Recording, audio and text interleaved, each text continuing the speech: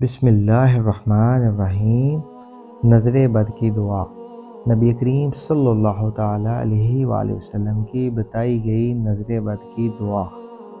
جو لوگ سمجھتے ہیں ان کے گھر میں کسی بچے یا بڑے افراد کو نظر لگی ہے، وہ اس وظیفے پر عمل کریں، انشاءاللہ فی الفور نظر بد ختم ہو جائے گی۔